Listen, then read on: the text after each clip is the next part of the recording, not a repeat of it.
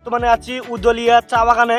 এগুলো গাছের ট্যাগগুলো কাটা, এখান থেকে কিন্তু চা পাতা সংগ্রহ করা হয়েছে, যার কারণে এগুলো আবার নতুন করে পাতা গজাবে, তারপর এখান থেকে পাতা সংগ্রহ করা হবে আবার। তোমাকে পাওয়ার কত আয়োজন, আহারে দেখতে অসম্ভব সুন্দর লাগতেছে, সত্যি মনটা ভরে যাচ্ছে যে চার গাছগুলো কত সুন্দর। 10-12 বছর হচ্ছে, 2008 সালে বা 2010 সালের এদিকে এই গাছগুলো রোপণ করা হয়েছে। আহারে কত আয়োজন করেছো, উপহাস হয়েছি। হে গাইস, আসসালামু আলাইকুম, আমি আলিফ। Welcome back to my YouTube channel and watching another brand new blog. Guys, আজকে আমি ব্লগ করতে যাচ্ছি চা বাগানে। সো আজকে আমি চা বাগানে গিয়ে ঘুরবো, সেটাই আজকে ব্লগ করব। সো জীবনে প্রথম আমি চা বাগান দেখবো, সেটা নিয়ে একটা ব্লগ। অবশ্যই ব্লগটি সবাই ফার্স্ট থেকে লাস্ট পর্যন্ত দেখবেন। আর এখনও যারা আমার চ্যানেলকে সাবস্ক্রাইব করেননি, এখনই সাবস্ক্রাইব করে পাশে থাকা বেল বাটনটি বাজিয়ে দিন। আর ইনশাল্লাহ আমি রেগুলার নিয়মিত ব্লগ দেওয়ার চেষ্টা করব। সবাই আমার চ্যানেলটিকে সাবস্ক্রাইব করবেন। সো দেখতে থাকুন আর ব্লগটি এনজয় করতে থাকুন। So let's go.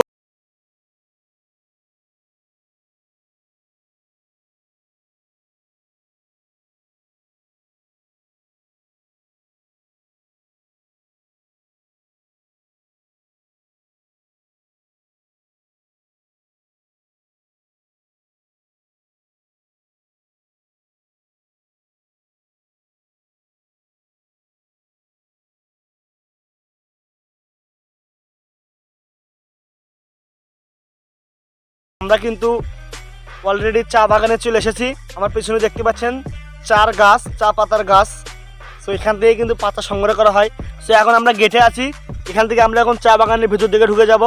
So let's go.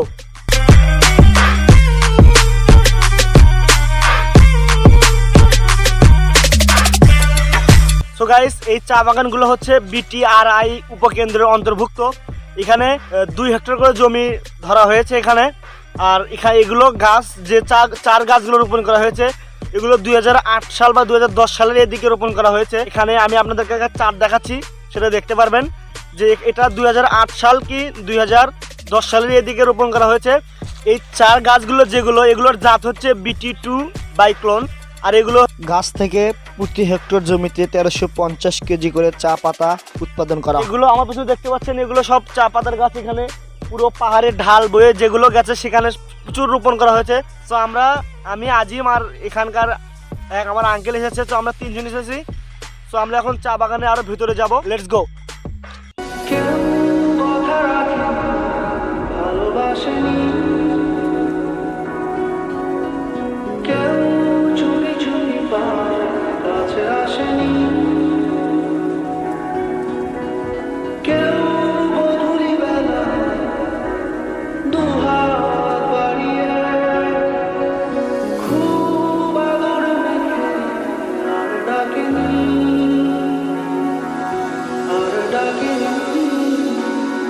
So guys, আমরা এখন বর্তমানে আছি উদলিয়া চা বাগানে। এটা হচ্ছে, আপনারা যদি হাটহাজারী থেকে কেউ আসতে চান এই উদলিয়া চা বাগানে, তাহলে আপনারা হাটহাজারী থেকে সরাসরি সেনজিতে করে ফরহাদাবাদ আসবেন। সেখানে নেমে দেন আরেকটা সেনজিতে করে সরাসরি চা বাগানে চলে আসবেন। এখানে যে কাউকে ঢুকতে দেয় না, এখানে স্থানীয় বা যেনাদেরকে চেনা পরিচিত তাদেরকে এই চা বাগানে অ্যালাউ করা হয়। আর বাড়তি অন্য কাউকে এখানে ঢোকার পারমিশন নেই, যার কারণে তারপর আমরা এখানে স্থানীয় লোকের সঙ্গে এসে আমরা এই ভেতরে ঢুকেছি।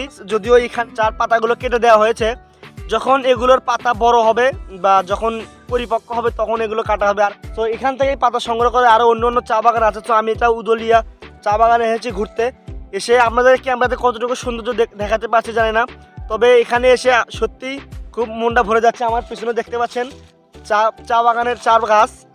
আর এগুলো গাছ অনেক পুরনো, প্রায় 10-12 বছর হচ্ছে এগুলো গাছের বয়স। এগুলো গাছের ট্যাগগুলো কাটা, এখান থেকে কিন্তু চা পাতা সংগ্রহ করা হয়েছে, যার কারণে এগুলো আবার নতুন করে পাতা গজাবে, তারপর এখান থেকে পাতা সংগ্রহ করা হবে আবারও। তো এটা বিশাল বড় একটা জায়গা, বিশাল বড় জায়গায় চাষ করা হয় এখানে।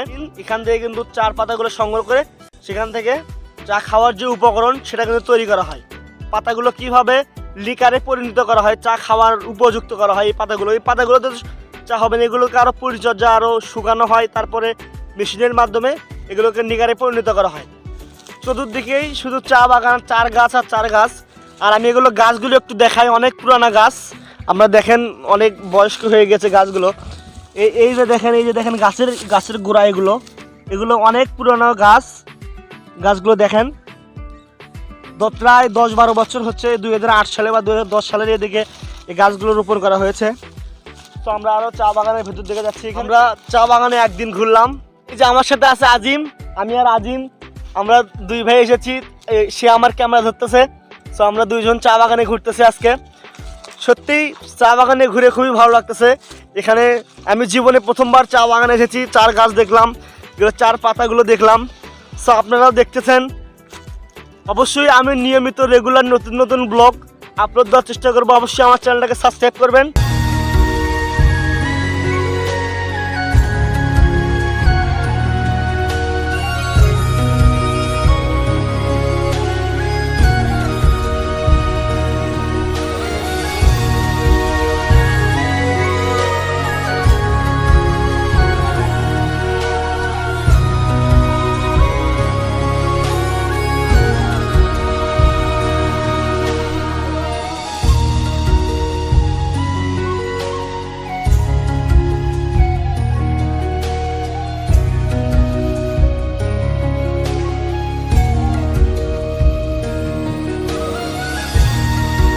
আছি পুরো চা বাগানটা ঘুরতেছি আমরা, খুব সুন্দর লাগতেছে চা বাগানে এসে। এটা উদলি চা বাগান। আপনারা চাইলে চা বাগানে এসে ঘুরে যাবেন। আর আপনাদের মাইন্ডটাকে ফ্রেশ করার জন্য কিন্তু অবশ্যই প্রকৃতির কাছে অবশ্যই আসতে হবে। তাহলে কিন্তু আপনার চিন্তাধারা সব কিছু পরিবর্তন হয়ে যাবেন। আপনি যদি ডিপ্রেশনে থাকেন অবশ্যই প্রকৃতির সাথে মিশে যান, তাহলে আপনার ডিপ্রেশন কেটে যাবে। সো আমরা এখন চা বাগানে আরও ঘুরবো, তো সামনের দিকে যাব। So let's go.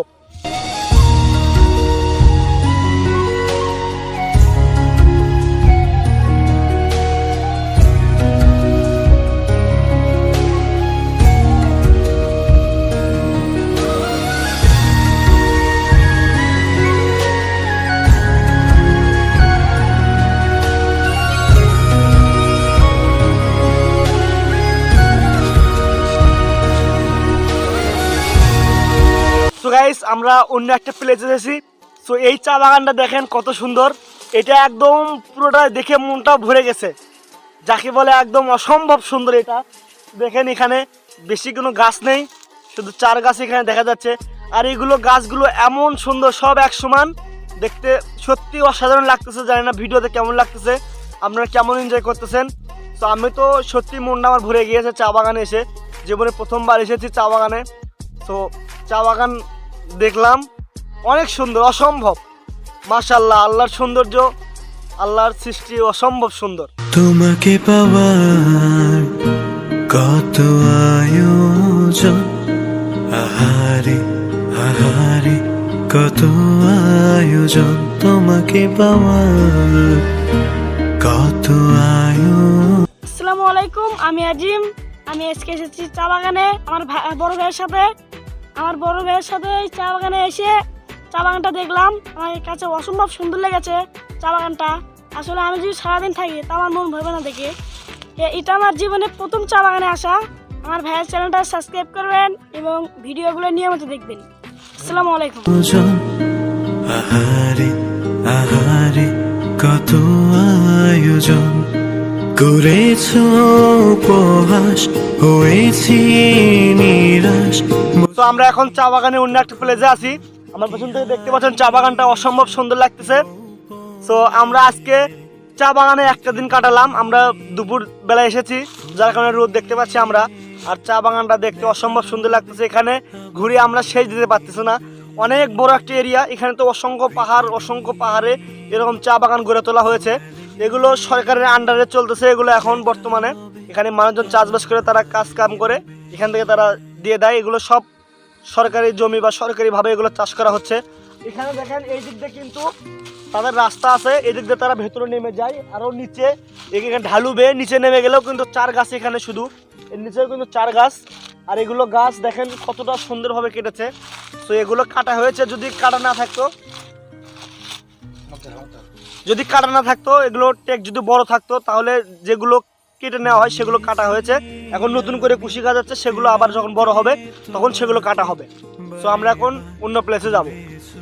এই যে দেখেন আমার পিছনে চা বাগানের গাছগুলো দেখতে অসম্ভব সুন্দর লাগতেছে।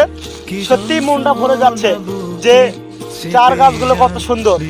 একদম দেখেন আমার পিছনে এক সিরিয়ালে একদম সমান্তরাল, কত সুন্দরভাবে কত নিখুঁত ভাবে যে কাটা হয়েছে গাছগুলো, অসম্ভব সুন্দর লাগতেছে। নীরবে পৃথিবী ফুরালে